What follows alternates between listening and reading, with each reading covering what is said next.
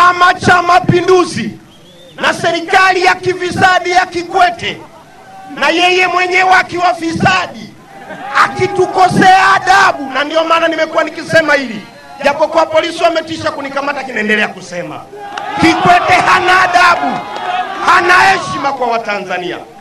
Waswahili wanasema asiyefunzwa na mamaye hufunzwa na ulimwengu. Sasa kama Kikwete mama yake akumfundisha adabu, kama Kikwete mama yake akumfundisha heshima ya kutuheshimu wa Tanzania, ya kutuheshimu wakazi wa jimbo la Temeke, nataka umma wa Temeke na Tanzania kwa ujumla tumfundishe adabu. Tarehe 31 kuna kufanya makosa, tunapiga bao 3.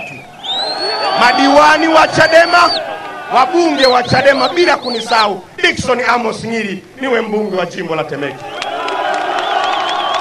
Lakini vile vile na rais wetu aweze kutuongoza.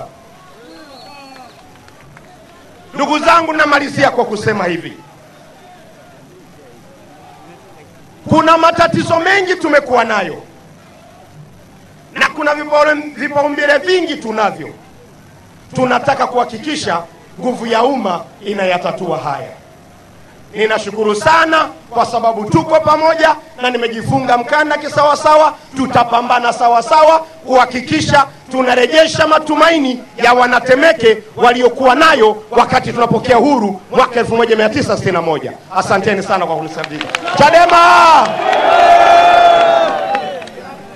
Wangapi watampigia mbunge wa Chadema Temeke?